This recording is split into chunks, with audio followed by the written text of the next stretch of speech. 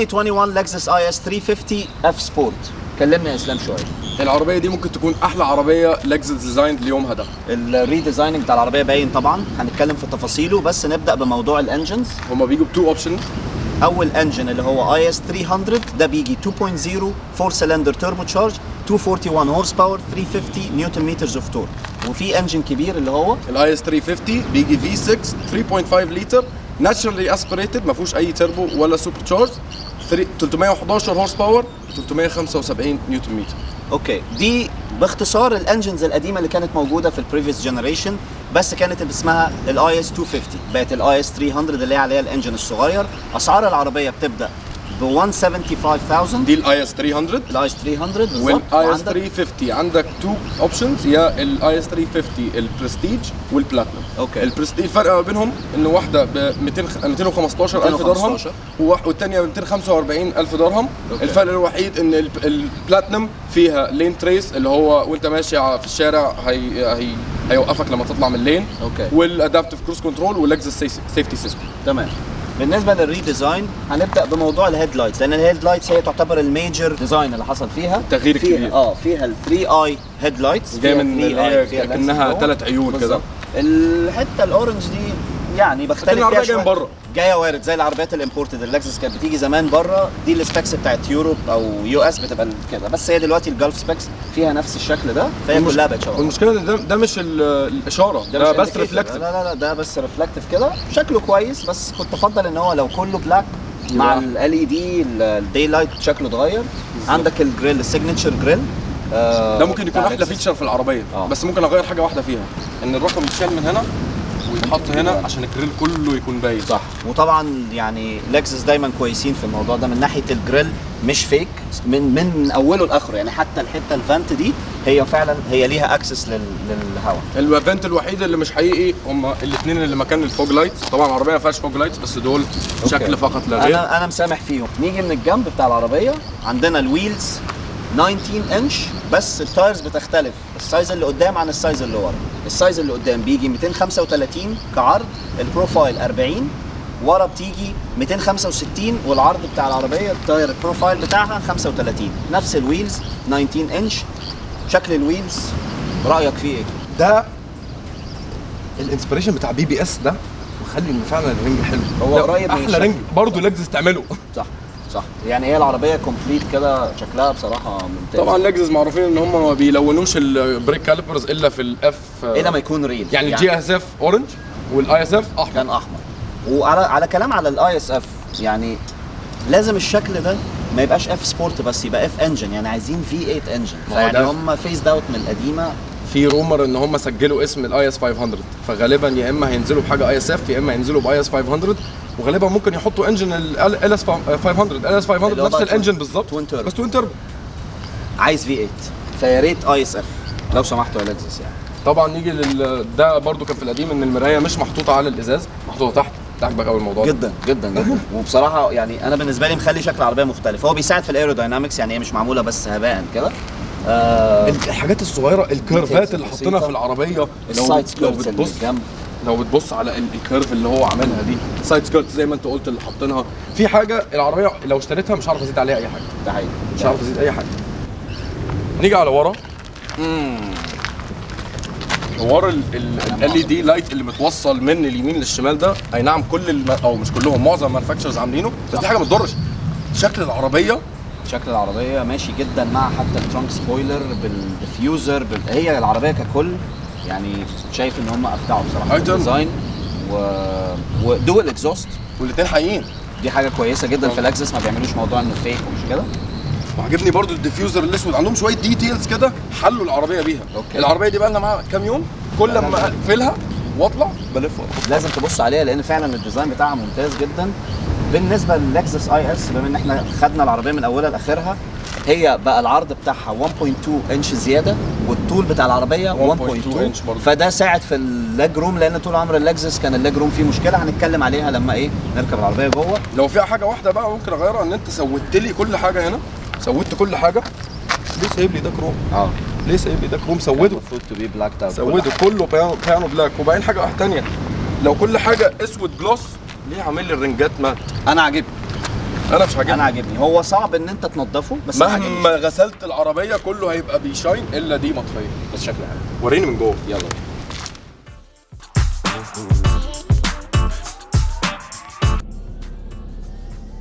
يلا يا ابني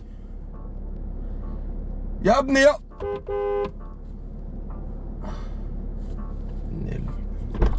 بات. يلا يا ابني. ازيك؟ ايه ده؟ ايه اللي انت لابسه؟ يا عم حر، انا مش عارف ايه الهبل اللي انا كنت لابسه ده. حر فشخ فشخ، مش قادر، مش هشتغل. قلت كده غير. نيجي للانتيريور. يلا بينا. الانتيريور زي ما هو من البريفيس من جنريشن. البريفيس جنريشن. يعني التغييرات تغييرات صغيره. السكرين بقت تاتش. اوكي. اخيرا هو اصلا غيروا السايز بتاعها بقى 10.3 انش. 10.3. الجيج كلاستر اتغير بقى، عجباني الحركه اللي هي بتاعت انت شفت الحركه دي؟ تدوس دي يتغير لك. حتى هي على فكره ده هي مش ديجيتال، حتى بلاستيك بتتغير. فدي حلوه جدا. وفي بقى عندك حاجات طبعا تقدر تتحكم فيها، مثلا السيفتي فيتشرز تقدر تغيرها من عندك. بيبين لك طبعا في الايكونومي والجي فورس والكلام ده كله موجود عندك. والسورس اللي انت حاطط فيه اغاني بقى، مش اغاني بالظبط. التغييرات تاني مفيش طبعا. هم عملوا تبديله هنا، يعني هنا التراك باد دي كانت هنا، كانت فوق على اليمين. ايوه بتاع المودز بتاعت البرفورمانس والكلام ده اللي هو سبورت بلس والكلام ده كانت موجوده جنبك يعني. فيعني الالاينمنت الجديد احسن شويه. الستارتر باتن لسه في مكانه. هو لسه مكانه فوق. انت مكانه وحش جدا بالنسبه لي. هو كان وحش. لازم هتخبط حاجه وانت رايح. انت كل ما تقفل شغل المساحات. الاي سي اتغير بقوا من اللي هم الراوند. اللي هم الراوند ده اي كلاس، ده مش حلو يعني. ما تعملوه عادي زي اللي هنا يعني. هو بص هو اسهل. ايش ما عنديش مشكله في الاسهل، اعمل شكله مربع يعني. اعمل دي اللي انت بتعملها دي يمين شمال، بس اعملها فوق. اتكلمنا على ده. الاي سي في عندك الحركه دي اللي هي بتاعت التمبريتشر، هي موجوده قبل كده بس ظريفه بصراحه وسهله يعني. بالظبط. ننزل بقى على السي دي يعني. خلاص يا لكزس يعني خلص يعني. اكنك حاطط لي فلوبي ديسك في العربيه. والله خلاص خلص، مفيش حد عنده. لا يعني انتوا عندكم اصلا يو امبيدد الحوار الابل كار بلاي والاندرويد اوتو، الاثنين الحمد لله مش شغالين يعني. مش عارف اكونكت عليهم. حاولنا نشغلهم كتير. على موضوع بقى ان اوديو والكلام نتكلم فيه. مارك ليفنسون ساوند سيستم 17 سبيكرز ممتازه بصراحه. والله العظيم يعني بجد ممتازه. بس هي ممتازه ليه؟ مارك ليفنسون باي هارمن. هم باي هارمن؟ هارمن واخد كل. هو ايه هارمن عامل نفسه في دبليو ليه كده شاري لي كل حاجه؟ في اوديو. جامد فشخ. بس ده اصلا مش حاجه جديده، ده برضو من 2003 من عاملين بارتنرشيب من زمان يعني. زمان جدا ومعتمدين السبيكرز دي، وبصراحه ما فيهاش مشكله خالص يعني. الساعه الكلاسيك دي حلوه جدا. دي طول عمرها موجوده، بس انا عجباني التاتش ده. التاتشات حلوه. بقول لك في الاينمنت المشكله موضوع الستارتر باتن زائد البي بتاع الباركينج. زرار الباركينج انا بالنسبه لي مكانه هو بيجود يعني. هو بيغير مكانه. بس عارف الحلو فيها ايه؟ يعني اي نعم هي الكتريك كل حاجه، بس انت اول ما تشغل العربيه حلو هي بي تحط دي، هو بيشيل لك الهاند بريك لوحده.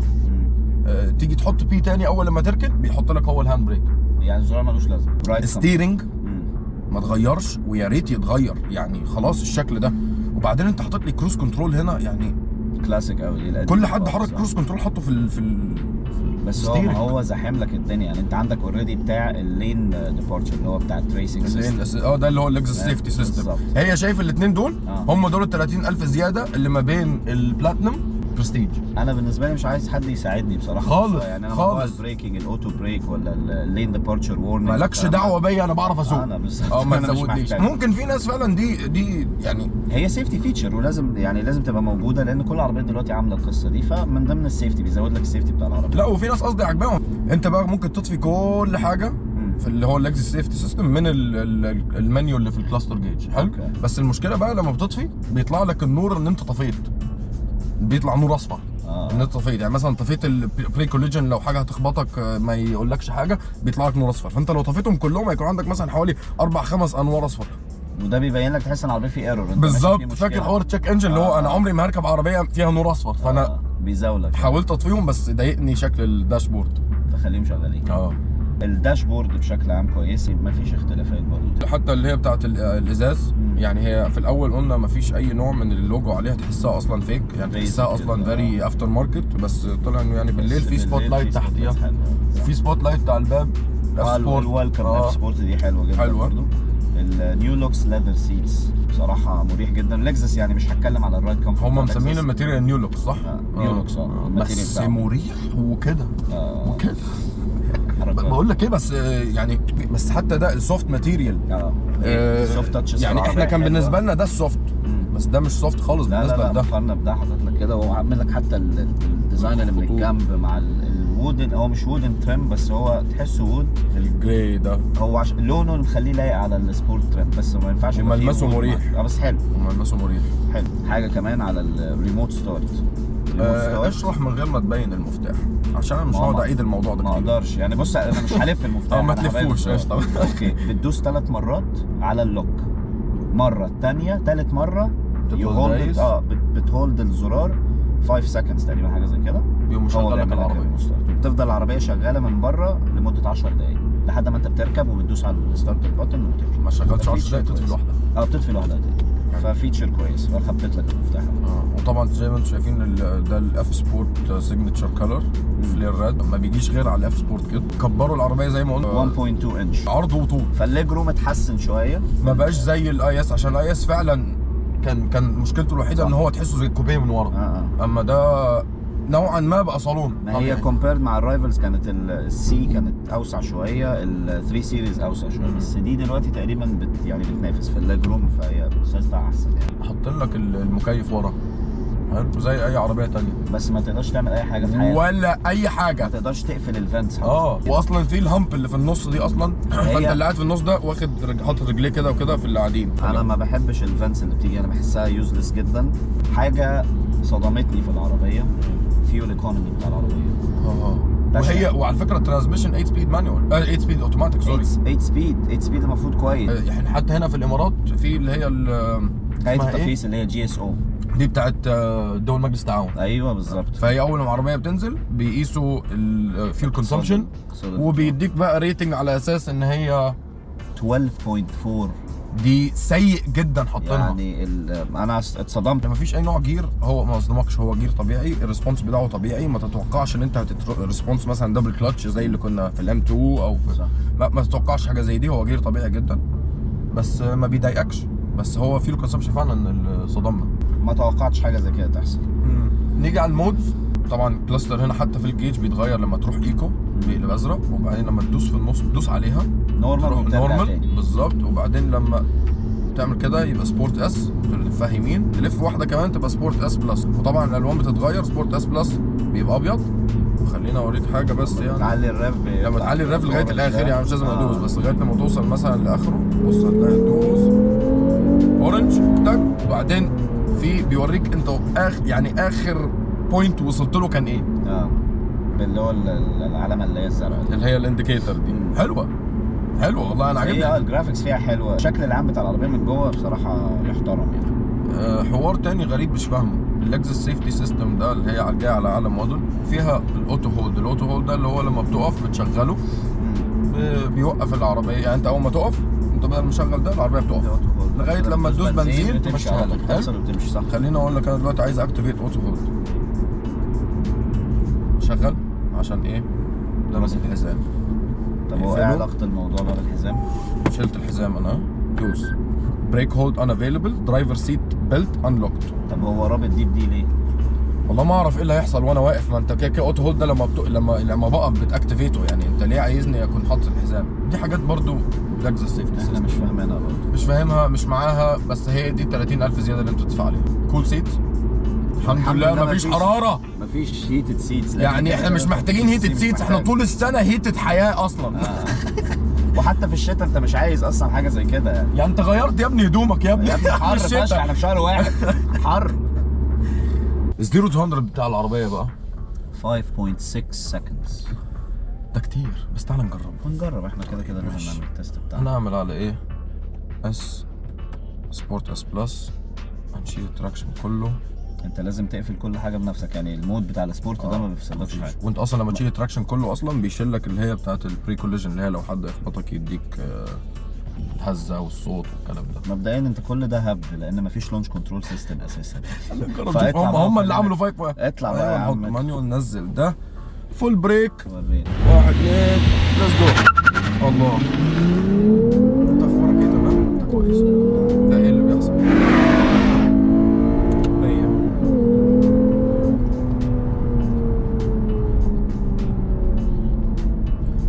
ما علينا نكمل. اديني الرو اوبينيون على العربيه. رو اوبينيون، اشتري عربيه جدا من غير ما افكر، من غير ما افكر. حتى لما اقارنها مع الرايفلز، حتى لما اقارنها مع الرايفلز. هم مثلا اودي A4، المرسيدس سي كلاس، بي ام دبليو 3 لا سيريز. اختار. بص، ديزاين بالنسبه لي اكستيرير احلى، بقى دي وجهه نظري يعني. اكستيرير احلى، انتيرير هم هيكونوا احلى طبعا، بس واوبشنز اكتر. طبعا، بس ما انت كونسيدر ذا برايس بقى. انت لو هتشوف الرايفلز هتلاقي اسعارهم اعلى. الرايد كومفورت هنا لا يعلى عليه بصراحه. انجن بالنسبه لي مش احسن حاجه، بس انجن ديلي درايفر انجن تمام مفيش مشكله يعني. في 6 في الاخر، هو ما بيصدمكش بقوته، بس بيبسطك لما بتدوس يعني. هو بيديك اللي انت عايزه في الاخر اللي انت محتاجه يعني. 11 برضه رقم كويس يعني. فالعربيه بشكل عام لا اخدها من غير ما افكر فيها خالص. ديلي يوز كار، مينتنس طبعا ممتاز، ما عندكش مشكله، فلا. بص انا هقول حاجه عمري ما قلتها في حياتي، وعمري ما هقولها في حياتي، ولو سالتني بعدين هقول لك ان انا ما قلتش الكلام ده. السرعه مش اهم حاجه في العربيه، حتى انت ما صدقتش. بس قشطه، خلينا نكون واقعيين. السرعه، خلينا نسيب السرعه على جنب. ممكن السي تكون اسرع على فكره. ممكن السي تكون اسرع، ممكن الاي تكون احسن من جوه، الاي 4 ممكن تكون ال3 سيريز، ايا كان ايه الاوبشنات الباقيين. اخد اللكزس فوقيهم اي يوم، طبعا اي يوم طبعا. مش عشان حاجه، عشان لما انا مثلا، عشان دي لكزس، عشان لما ابني مثلا يدخل الجامعه هديها له وهي ماشيه نص مليون كيلو. انت تعمل كده في ابنك؟ ده كمان 15 سنه. لا، وانت واخد بالك ان العربيه دي هتخرب كمان 15 سنه؟ مش على تخرب، ده انت ماشي بالظبط. يعني لما اديت لو اخدت سي كلاس A4 واحترامي طبعا فاكشنز تانيين 4-5 سنين وبعدين هتبدا بقى ايه واحده واحده، لازم بقى المينتنس بتاعك يعلى عشان ايه؟ عشان تشوف شغلك. بس دي لكزس، الانجن ناتشرالي اسبريتد، فانت ما عندكش مشكله في تربو. لو نزلت مكان العربيه دي الكواليتي بتاع البترول اوطى ما يهمكش، عشان انت محتاج كواليتي بترول اعلى، اوكتين ليفل اعلى، عشان معاك تربو انجن. دي انت ناتشرالي اسبريتد، ما عندكش مشاكل في حاجه، صح؟ فاخد العربيه دي فوق اي واحده من التانيين. في حاجات صغيره ممكن تتغير، بس انا شايفها عربيه كامله متكامله. اوافقك الراي، وانا فعلا اعمل كده. شكرا لكزس الاول. شكرا لكزس صراحه يعني العربيه ابداع يعني. شكرا. يا ريت تسيبوا لنا الكومنتس بتاعتكم، العربيه عجباكم مش عجباكم، ايه اللي ما عجبكمش فيها، حابين يعني تعرفوا حاجه اكتر طبعا، وسيبوا لنا كومنتس اللي عايزين تسالوا. والاهم من ده كله عايزين تشوفوا عربيات ايه، عايزين تكتبوا انتوا عايزين تشوفوا عربيات ايه. حاجه كمان بالنسبه للناس اللي ممكن تشوف ان بتبقى الفيديوز بتاعت اساسا الكار ريفيوز بشكل عام بتبقى طويله شويه، فاللي حاسس ان الفيديو طويل احنا عاملين في اليوتيوب شانل تشابترز، فانت اوريدي يعني هنبقى موضحينه لك. هتلاقي انه مثلا مع كل تشابتر، لو مثلا خلينا نتكلم مثلا عن الام 2، فلما عملنا تيست ل 0 to 100 في انت ممكن تدوس على طول على التيست 0 to 100 هيوديك على الوقت بالظبط اللي تيست 0 to 100. عندك الدريفتنج، عندك الام مودز، عندك الانتيريال، الاكستيريال، كل حاجه اتكلمنا عليها لك الابيسود كلها موجودة. عشان ما يعني حاسس ان انت مش عايز تضيع وقتك تتفرج على مثلا ربع ساعه 20 دقيقه ايا كان طول الفيديو، تختصر على طول وتروح على البارت اللي انت عايزه عشان ايه ما نضايقكش. وطبعا احنا عايزينكم تتفرجوا على الحلقه كلها، بس مش عايزين نضايقكم برضه، مش عايزين نزعج حد يعني. شكرا واستنى.